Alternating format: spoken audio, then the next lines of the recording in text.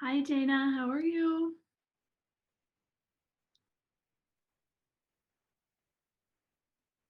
Just great. We might be a we might be a quick call today. We'll see. Oh, you're muted. So I don't know. I think well, it doesn't say you're muted, but I can't hear you. Oh, Oh, there you are. Got you. can you? Yep. Okay. How's things going? How's your almost December? Good. I think I'm ready for December. Coming fast. I know. Yeah, crazy, but yeah, exciting. It's exciting having a little person. She's excited for Santa. Yeah. I my boyfriend and I we were like going to our respective families for Christmas because like neither of us want to sacrifice the tiny people. Yeah. We're adults. We'll just go like see our people and then like come back. Yeah. Well, that's good. Yeah. Does he Yeah. live close by? hmm So Okay. it's easy. We like see each other like before and after, but we're like Christmas morning. Like you want to see them, I want to see my niece and nephews. So like I'll meet you later. Yeah, it's so fun watching them tear into everything. Yep. But I have a few big projects on the go that are almost done, and so I haven't even thought about it. Just like not even in the neighborhood. Yeah. Well, it's still kind of early. That's right. Totally. Yeah. Mm-hmm. Just have to remember I can't order things on like December 23rd this year, probably. Yeah. Even now, like I was looking at stuff today and it says there'll be delays and yeah. I started early though, so I should be okay. It used to be my move. I'd like go to the border on Christmas Eve to Yeah. pick up all the stuff that I'd ordered like the Everything. day before. These are my choices. Yeah. Hi, Mackenzie. Hi, how are you? Just great. I'm just gonna close my. No voice lessons today. Nope, just on Wednesdays. So it'll be every other week. We're on week 4 right now. That's crazy. Yeah. It's going by fast. Yeah, it has. No, I've never done one. Well, I guess not for a long time have I done one this compressed. So Yeah. we are getting there.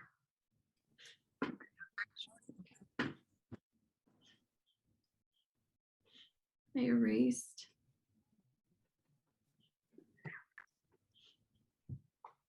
Hi, Keisha. I'm pretty sure that's Keisha. Yeah, it is. I am just in my vehicle on my way home because I forgot. And so I just was hopping on so I could listen while I was driving. Lovely. Perfect. Great solutioning. Yeesh.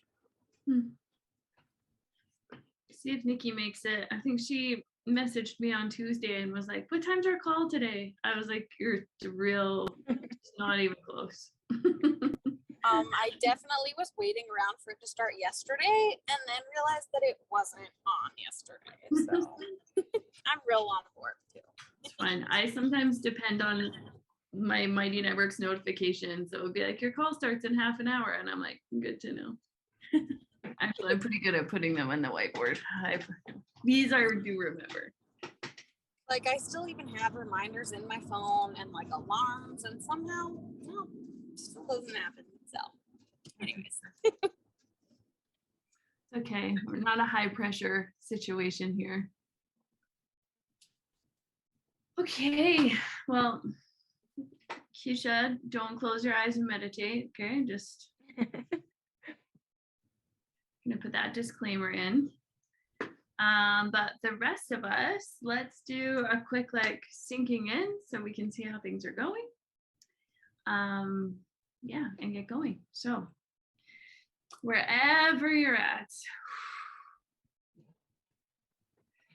start to give yourself some really nice, deep, big inhales and audible exhales if that feels okay. Really release.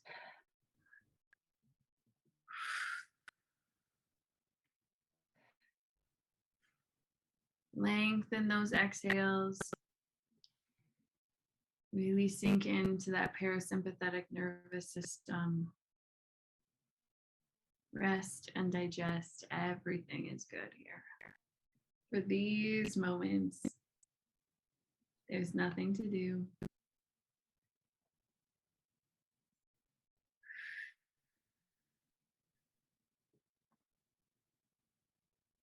Exhale it all out. Everything you've carried this day, this week. Let it ride out on your breath.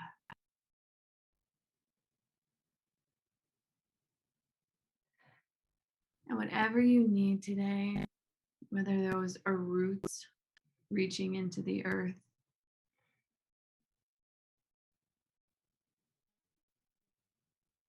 whether that is electrical fibers reaching into the sky,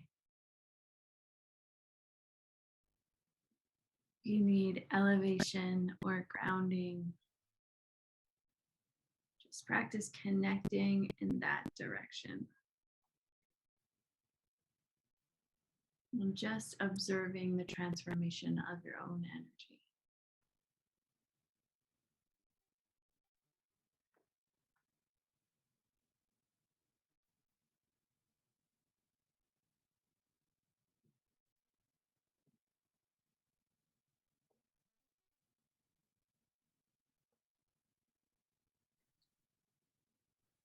And let your mind graze across the past week.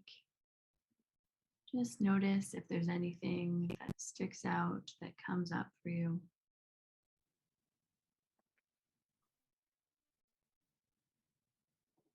Just give yourself space and time to see what's on your heart, on your mind.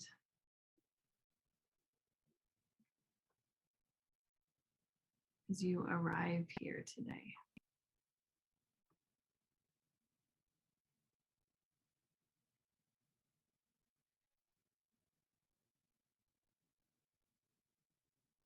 Observe if there are any places you need to call your energy back from.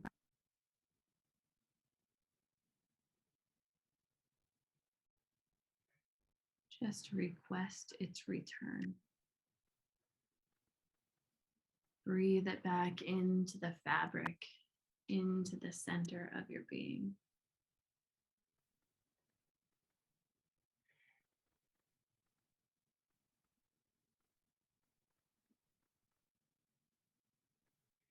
Whenever you're ready,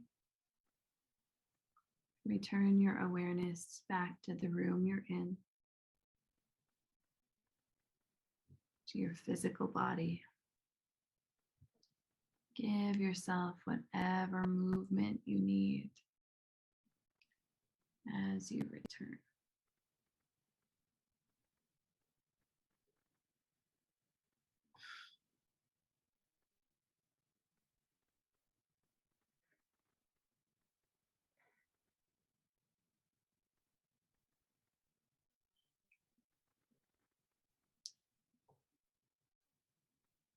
Okay.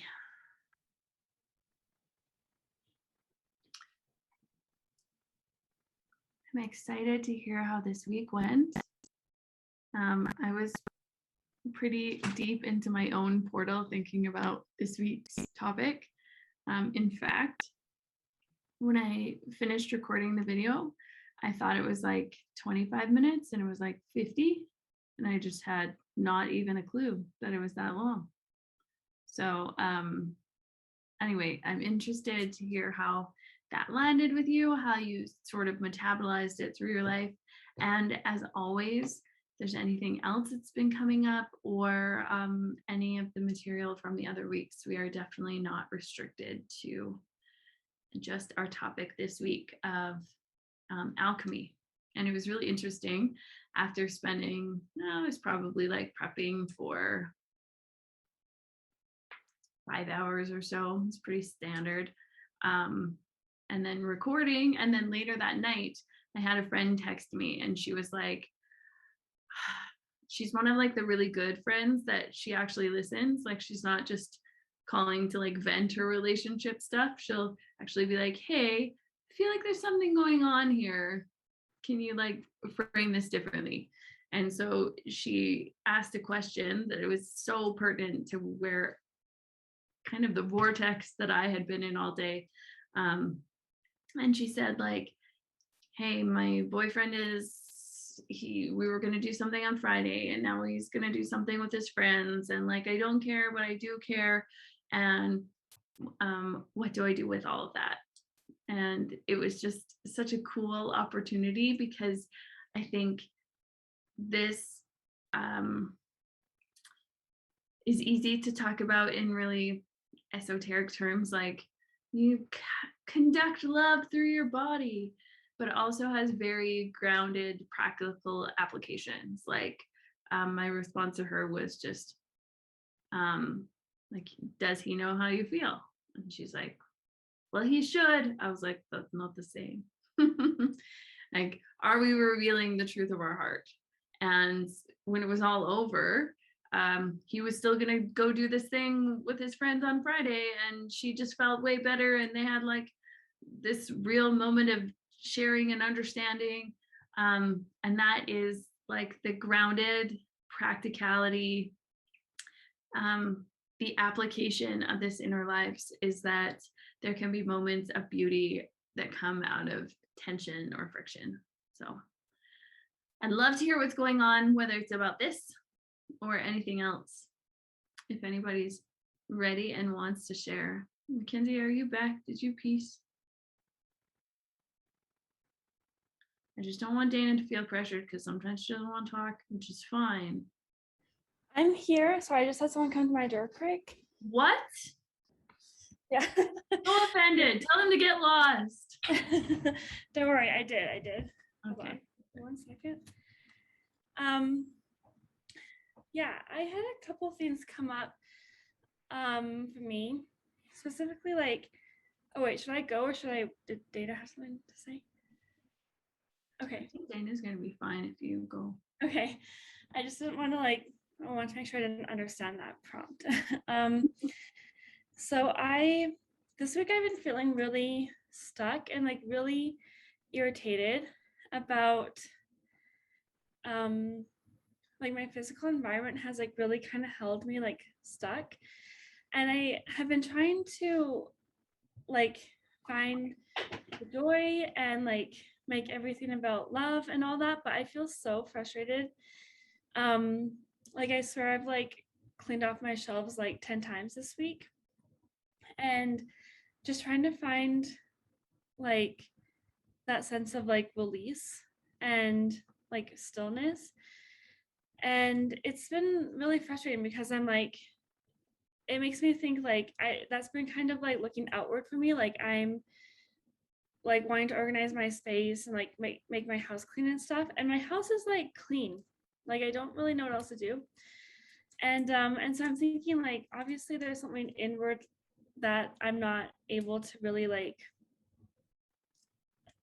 process, I guess. Like it's just been kind of like an interesting week for me. And even like talking about it, I'm like, oh, I can tell my thoughts are like so scattered and I feel like I can't even like get into like a flow of like communication. Like I just feel really like stuck above like myself, if that makes sense, for like you're kind of in your self. I don't even know if that makes sense because I feel so like arrested right now and just really just like unsettled. And so that's been frustrating. And so I've been trying to sort of think about like how I really liked the idea of what you talked about in the video this week because I'm someone who really is like not usually motivated by love. Like that's kind of like a foreign feeling to me sometimes where I'm like, I'm motivated by like ambition and like goals and like excitement and like wanting to like feel good and stuff, but like I don't usually think about like transforming those things through love. So it's been kind of interesting for me to like really kind of go back and think about how I relate to that. And yeah, it feels strange even saying that that's like a foreign feeling, because like obviously I have a lot of love in my life, but I'm also just like, it's not really a motivator for me a lot, or at least I don't identify it as like a motivating feeling. So those are the thoughts I have, and I wish I had like some good resolution where I'm like, and then I figured it out and there was light, but I'm kind of still in the middle of it. Like still frustrated. And yeah, so Are you interested, or can I interest you in hearing my thoughts about it, Mackenzie? oh yes, I came interested. Okay.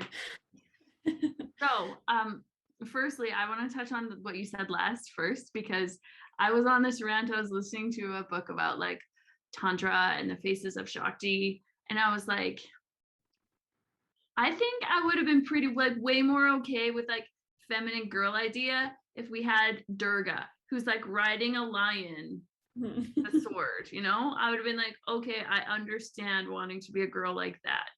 But I think because we have like this automatic connotation of love as like soft and pretty. I think that's like such a Western. Then I agree, that's not a word I would identify with. I remember like when one of my sisters-in-law was dating my brother, and my mom was like, oh, she's so nice. And I remember me and my dad saying like, she's not that nice, but that's like a compliment. Like if you're just nice, like, Yeah. boring. Anyway, I think we look at love a lot of times with the same texture as that.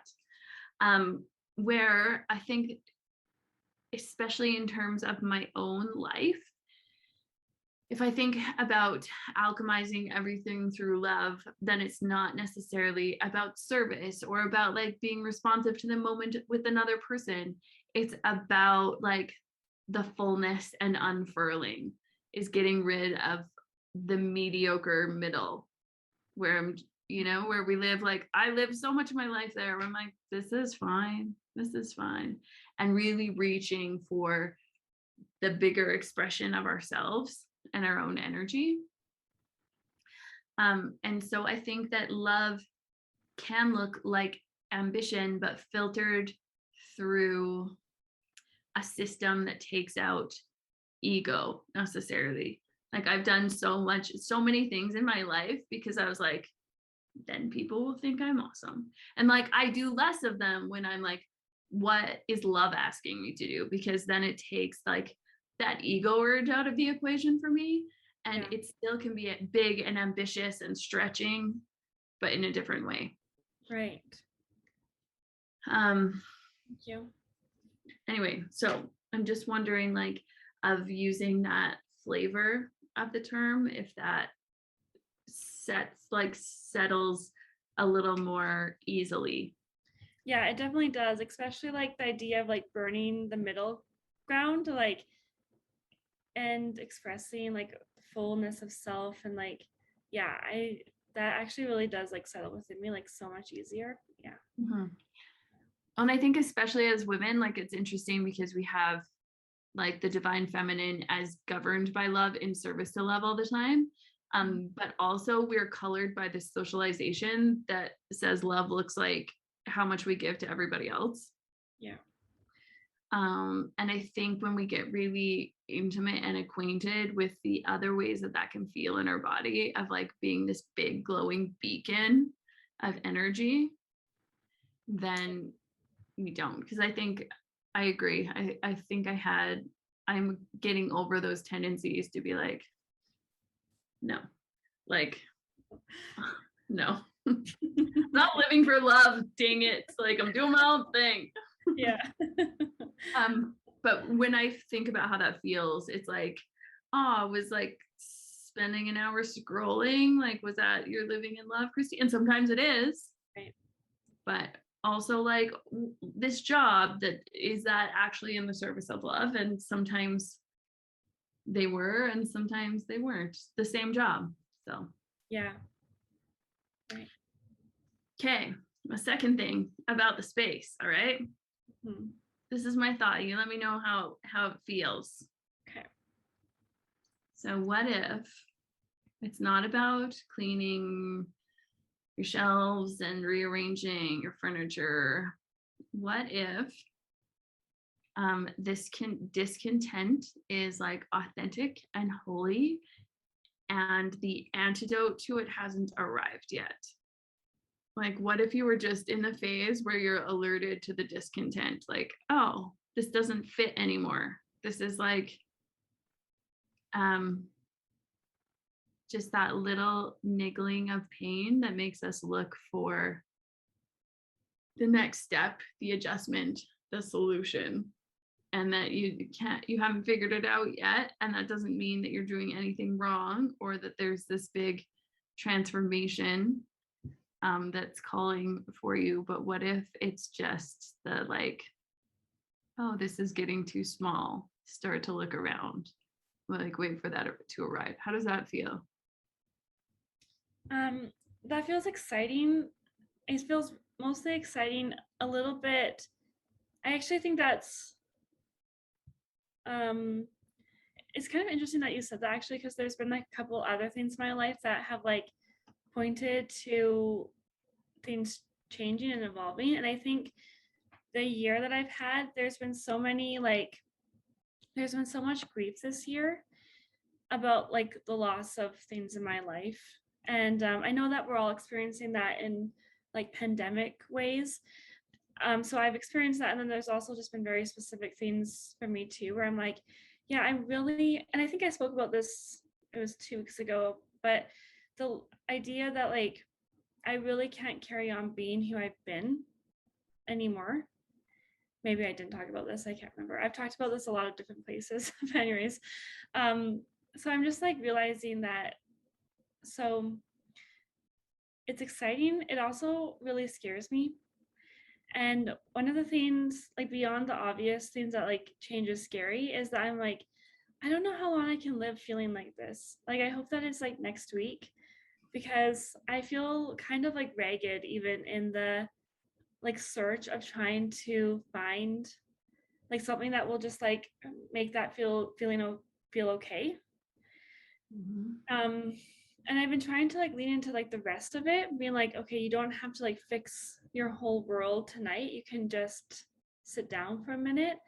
But the feeling is really like so much that I'm just like, I kind of feel exhausted by it. And so I'm trying to be patient, but I'm also like, hopefully it happens tomorrow, like whatever the change is, because I mean, I don't know, like how do you kind of find like sort of like the solace, or like how do you like disconnect from that feeling enough to still find joy and rest? Any ideas from anyone? I just wanted to sit in the like, yeah, of that for a second longer. I think the times in my life where I felt like that didn't have easy answers. It was a matter of like a daily practice of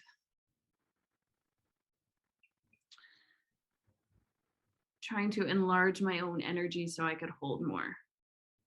Yeah. Because there wasn't an out of it. Like the fix wasn't, like there was so much of me that wanted to like dump out into a fix that wouldn't have been a fix, like just to flee from the discomfort. And my deep self knew that was like just me trying to escape it. And it was a daily practice of like actually even physically like breathing out and like picturing expanding my body to hold more of it. And that sounds like not that great of a solution.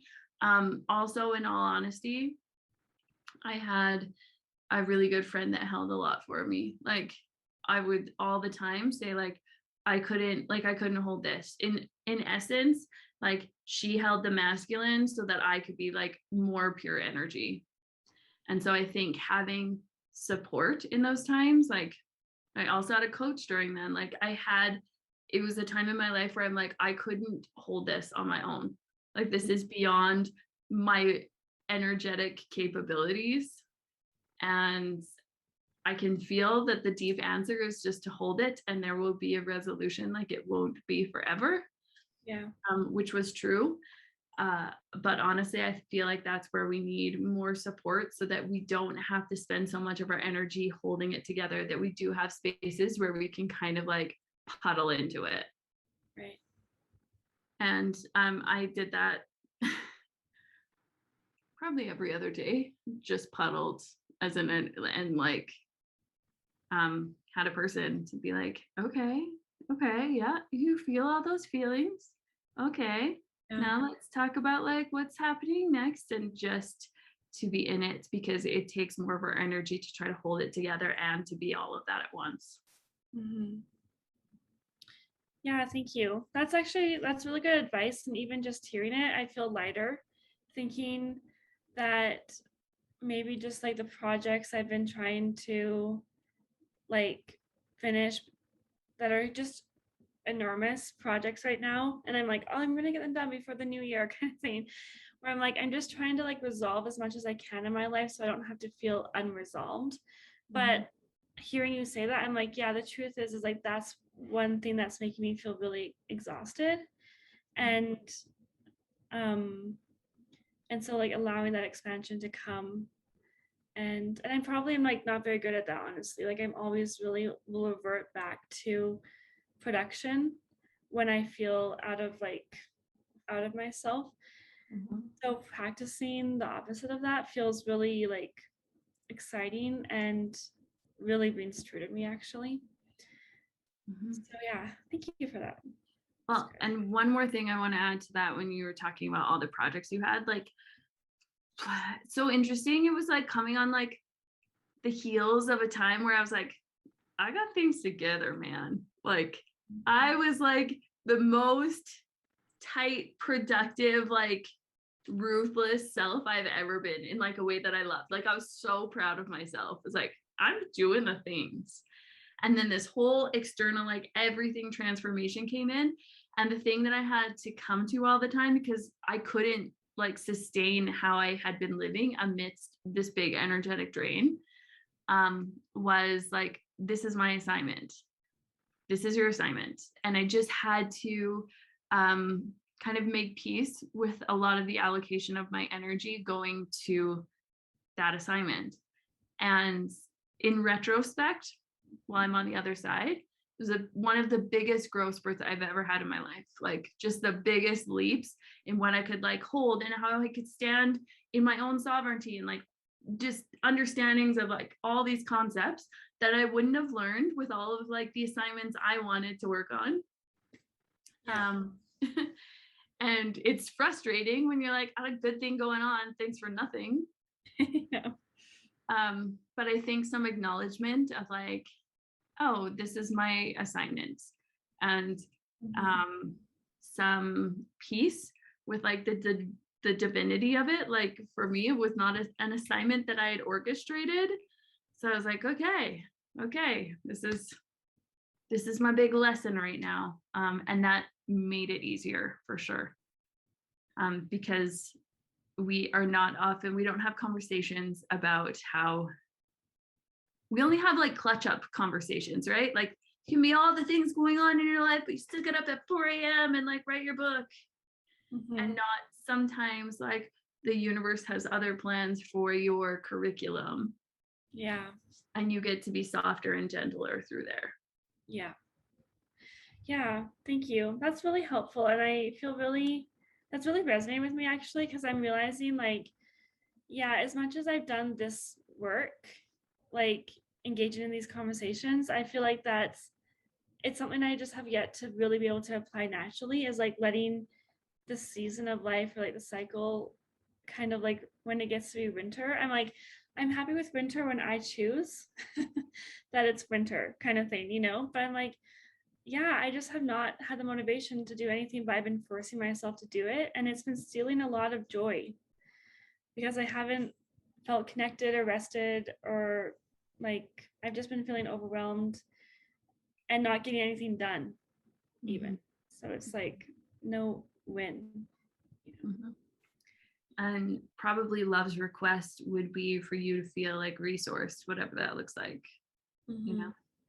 Yeah. And I know times in my life where I'm energetically depleted like that and still got a real good plan is when I spend my life in the least love, because I'm buffering all day because I'm too tired to actually do the things. But I feel like I should do them, so I'm not resting either. Yeah. But I agree. It's just easier when our assignments line up with what we want them to be. Yeah. Yeah. When we get to select them ourselves. Yeah, it's never really worked out for me that way, so I should be used to it by now. Thanks, Christy. I think in all of my heartbreaks, whenever I'm like, why can't we do my plan? One time! Just one time do my plan. Oh. Thank you. No worries. Got you. Okay, I'm gonna explode. So I'm just gonna jump in here. Love it. I seriously feel so much of the exact same things you were just saying. Like, I have so many of these projects that I have going on, but like no energy to work on them. Or I have so many other things going on that I can't put like the effort that I want to put into those things. Like, I'm sad that this is the first time we've lined up on a call together.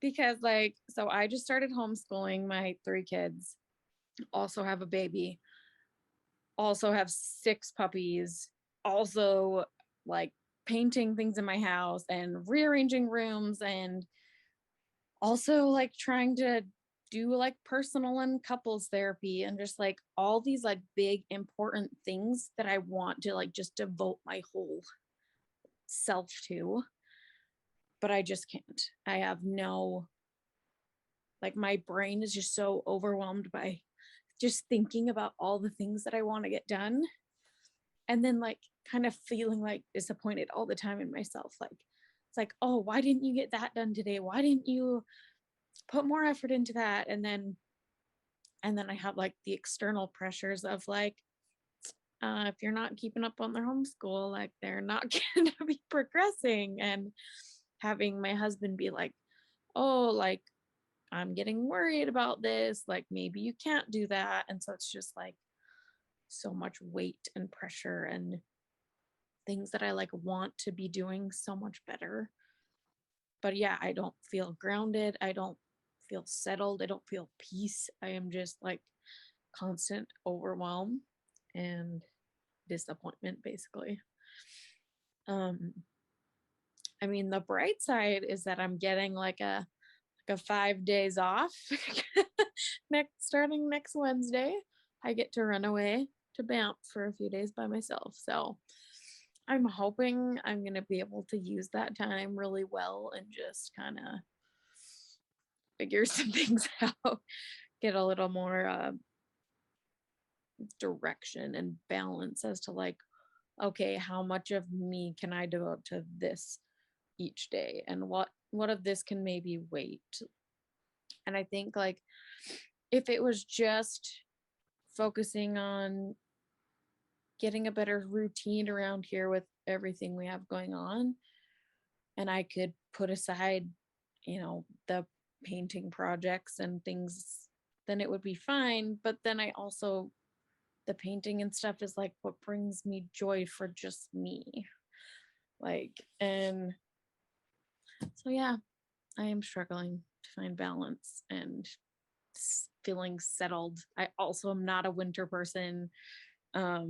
Also kind of fall back on just like productivity things, especially like my husband works out of town, so I only see him a couple days a week. So, if he comes home and nothing's different or nothing's improved or whatever, like, or if the house looks like just as messy as when he left, like, I feel that, even though he has never been one to be like, oh, like, did you do anything last week? Like, he knows how insane it is to live our life.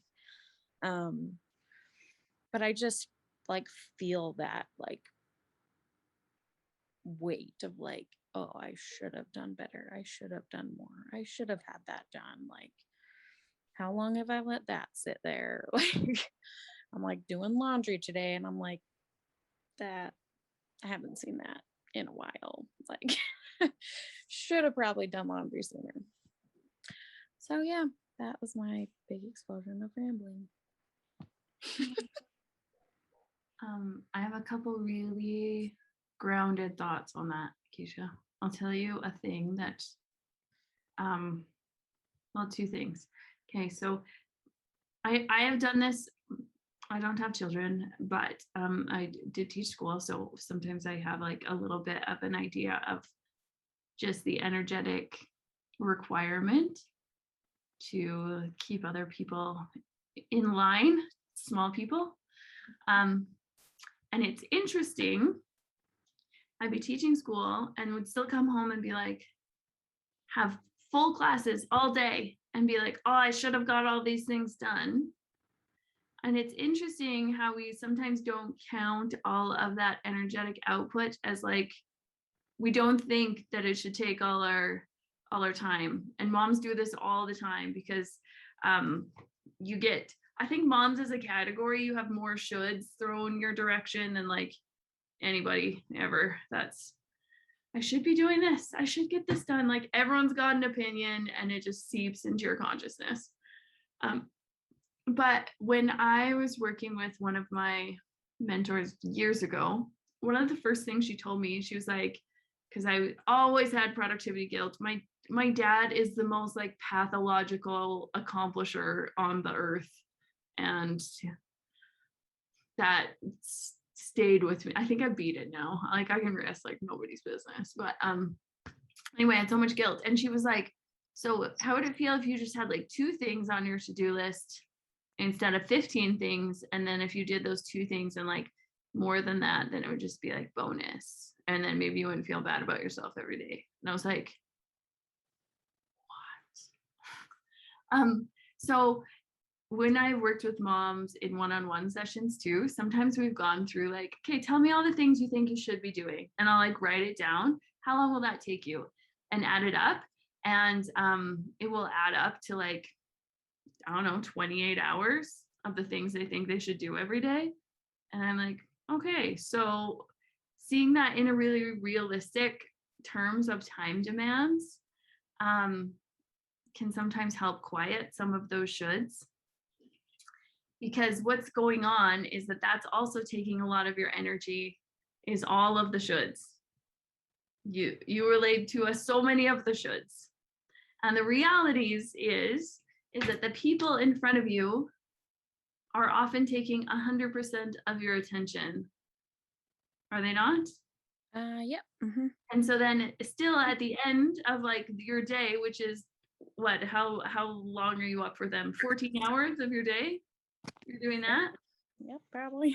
And you're like, I didn't get anything done. Like that's, you are asking unrealistic things of yourself. But then like, and then I go back and forth where I'm like, oh, but like how much time did I just sit and look through Facebook Marketplace? Like so some of that might look like having some containers around those other things, because it's kind of like we talked with Mackenzie of getting rid of like that buffer time, right? That stuff that isn't fulfilling and it isn't that useful, that you're just like, ooh, that wasn't, we're just in the middle. And so that might be like, ooh, I got 20 minutes, and you're just a little more conscious, even if that's like putting an alarm on your phone. I have said I was going to do this before and I've never done it, but so I'm not talking at you about it, but just kind of setting the container, because I think scrolling can be really joyful when I do it on purpose. mm-hmm. Like I would come home from teaching and be like, ooh, half an hour on my Instagram. And it wasn't like a waste or a buffer. It was on purpose. Yeah. But lots of times we do things not on purpose because we are escaping the tyrant, like the tyranny of the shoulds. Yeah. You know, that we just feel perpetually guilty. Yeah. And so instead of feeling all that weight, I think a really liberating transformation might be like, hey, I have a 16-hour job of small humans. And so like anything on there, and then you get to put one thing on your list that like actually feels fun and good. Mhm. And like one have to like fold 2 loads of laundry, paint 1 wall. You got one thing that you want to do, one thing that you should do, and get really clear so you're not running this whole list of like Mhm. looking at all your deficiencies and letting your energy escape to those. Yeah. And really just like that internal shift of like, I actually am doing like a double time job every day. Yeah. And that fuel, like when we talked about soul lessons last week, that focusing on our shoulds and our deficiencies, we lose fuel. It's like an energy leak like crazy. Whereas if you're like, oh, I have these 2 things, did them, freaking killed it today, then that's like more fuel instead of losing it. And so no one ever tells us like lower your expectations of yourself. Just like put less things on your to-do list. Like the only voice we get is like be more efficient. If you time block, you can do 42 more things. Like especially you're doing like Mac's gone a lot of the time, right? Like you're solo parenting, homeschooling. I really want you to get really seriously intimate with what that actually means in terms of like time and energy output, okay? If you had a babysitter for your kids, would you be like, you should have got all your schoolwork done while you were here too? No, you'd be like, they should have taken most of your attention, right? Mhm. Yeah. Yeah. Is that helpful at all? Is there Yeah. any points? Was there any points we didn't touch? No, it was good. And I mean, I'm gonna have my time hopefully next week. And like, Yes. I think I just started too many things all at once. And so nothing feels like it has like, there's just like no plan. There's no layout. There's just like craziness. And like on the, if we're looking at the duality side of things, like the Tantra, the masculine, feminine, you have all the things and all the love and all the things you want to do. And so it is going to feel more restful to put a little structure around that, where you're like, hey, and see it more in like a long-term arc. Like, oh, I'm going to do this thing on Wednesday. And maybe even that looks like having a calendar. One thing that keeps me on task better when I start thinking of like the 42 million things that I want to do is I have like a weekly calendar open. And when I want to switch from the thing I'm doing, I'll be like, nope, that's a Wednesday thing. And it just like, then it has a space. Then Yeah. it's like happening and not right now, and it's fine. Mm-hmm. I like it. And oh, the other thing that I wanted to touch on was just how important with those sorts of demands on your time and energy to continue those practices of like, now you have 5 days in Banff, like where you get really real about expectations on yourself and like where you can structure in time, whatever that looks like. Mm-hmm. That you're not working a double time job every day for infinity. Yeah. By yourself. Okay. Anything else that we want to talk about today? Dana, do you want to talk today? You can hard pass. Okay. I think I can talk today. I loved your advice just now. That was so awesome because I get stuck in the production loop too, and I have a lot of that same like guilt over the husband thing. Mine is more like financial because I feel like I'm not contributing in that way, which is ridiculous because, as you said, we're working a double time job. So yeah, I get to be the same. And when we moved into this house, it was February of 2020. It was disgusting. And I think I almost trained myself to clean all the time. So yeah, I've gotten a little bit better. I've actually been pretty proud of myself this last week because I set I was just looking to see what it's called, but it's like app limits in your screen time. So my phone will tell me like how long I've been on an app, and it shuts me down at 9 and then I go to bed. So I've been doing that. And then last week we lost a door handle off of one of our doors, and normal Dana would have rushed to Lethbridge.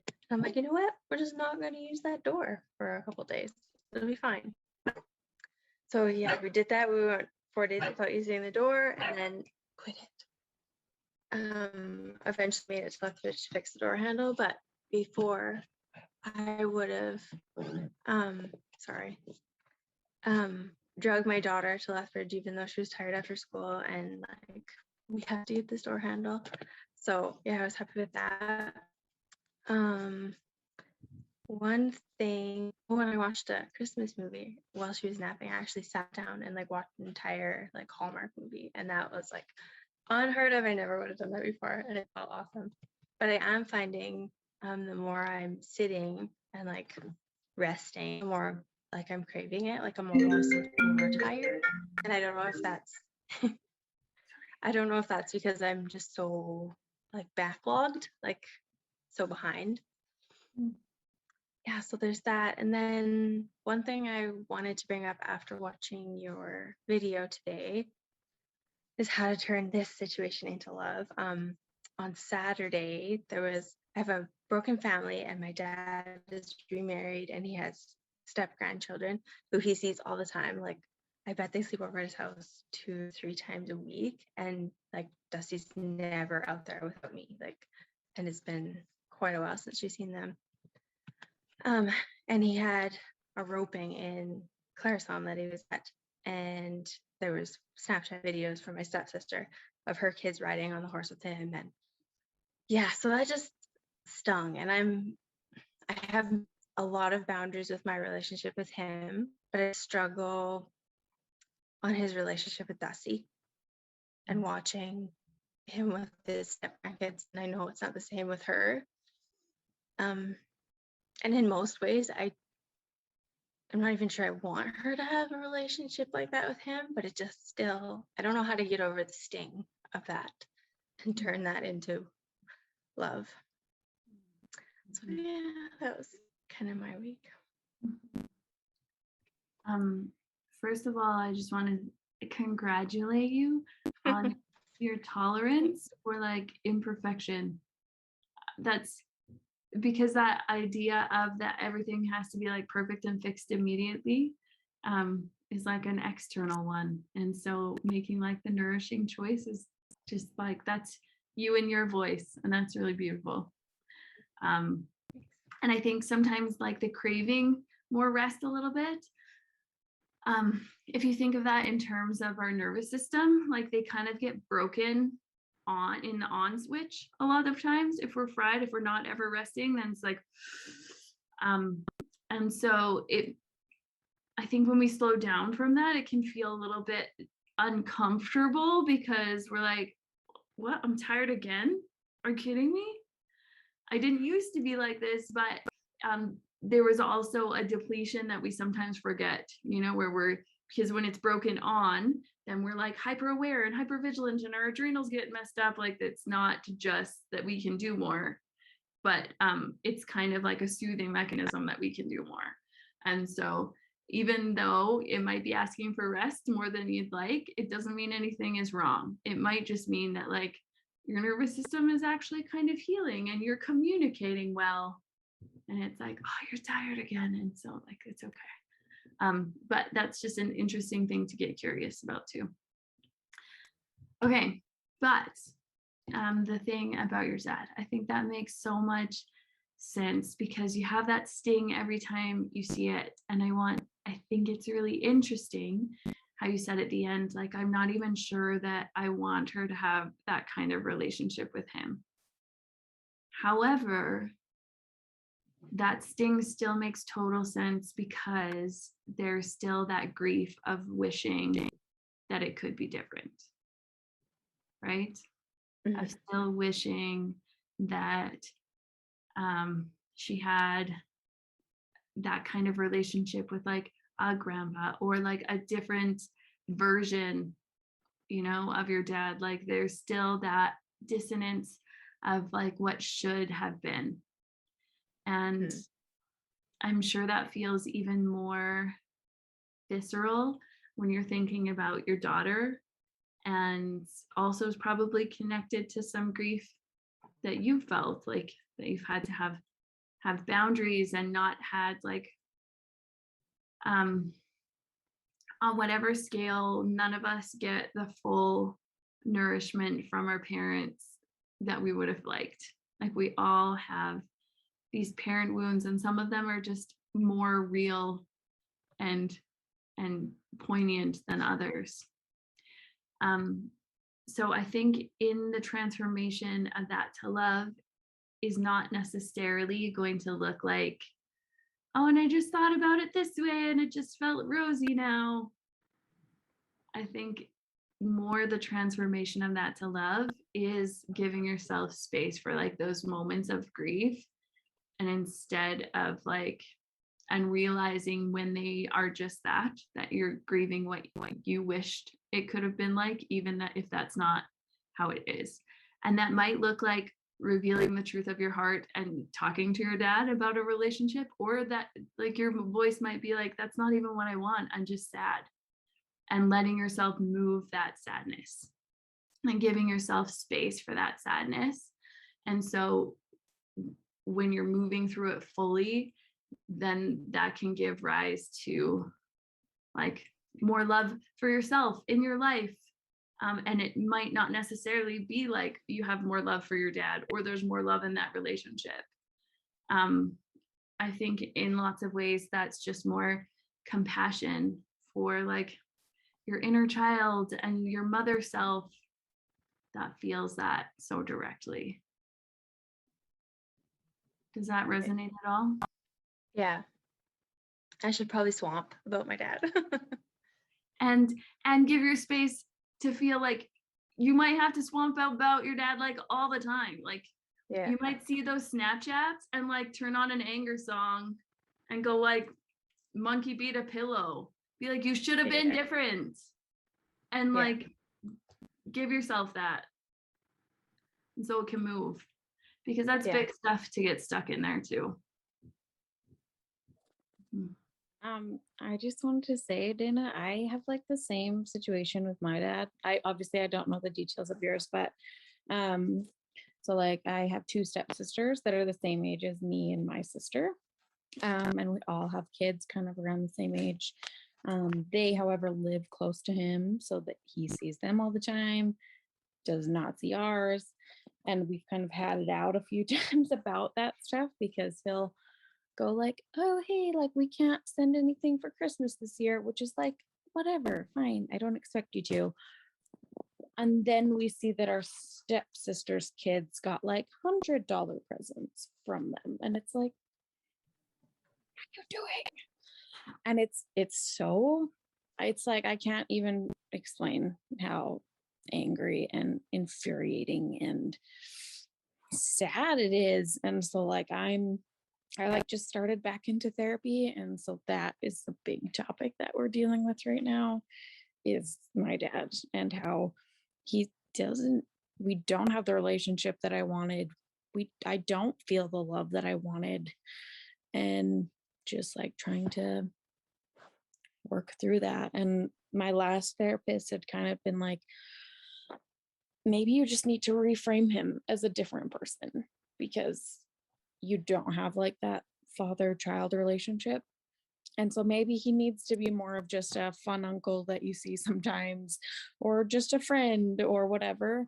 And it did take me having to like send a big email, basically just laying out all my feelings about it.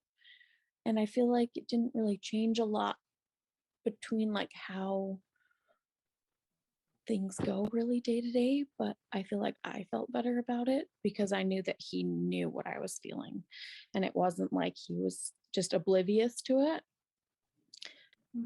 And so I feel like that helped me. I don't know if, like, obviously I don't know your situation totally, but I know for me that was really helpful, that he knew that I was feeling those things.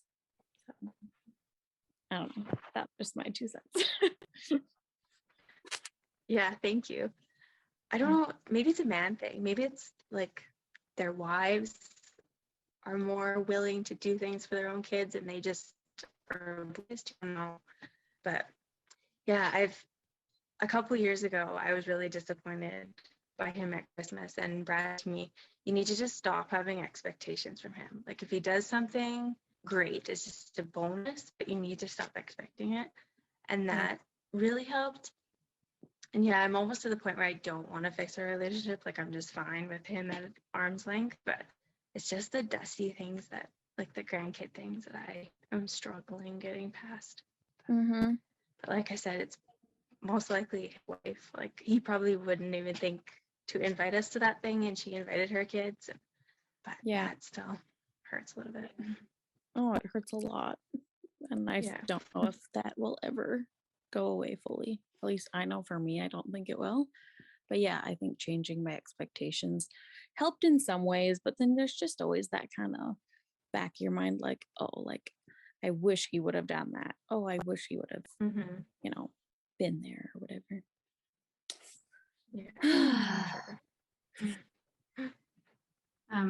I love that you both talked about expectations. I think in parents especially, we get really wrapped up because we have, and everybody does it, so it's not, we get because our inner child's all wrapped up in like the ways that we needed love that we didn't get it, and also the ways that we can be continually disappointed by parents. You're like, what have you've lived these many years, what have you even done with that?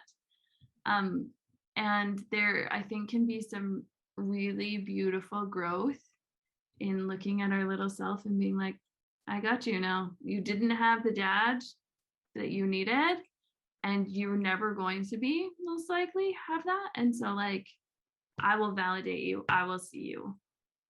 And sometimes love asks us to write the letter and send it.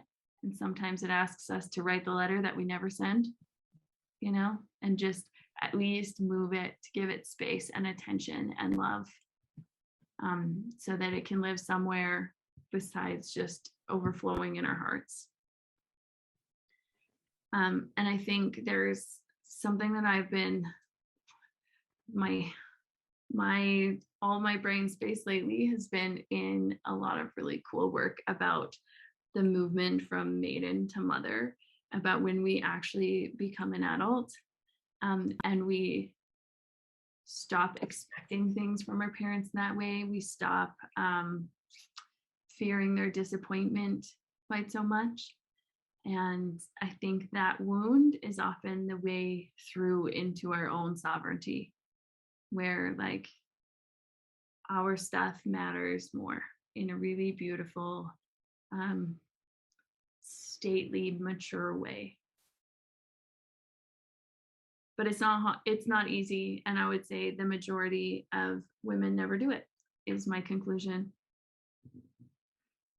is that we stay in that wounded space forever. And when we start to like heal those, close those ourselves, we get really exciting and kind of unstoppable. There's been a few things that my extended family has like lately, they're just involved in everybody's life, but there's been a couple of things that I'm like, I care about the opinion of like 5 people, and if I'm willing to disappoint them, then like what are you guys gonna do or say? Like, uncle whoever, okay. But it makes us like armors us and softens us in a really exciting way, I think, when we start to move through those parental wounds. But I think they are the biggest, and we get to give ourselves a lot of space and compassion for feeling them, for sure.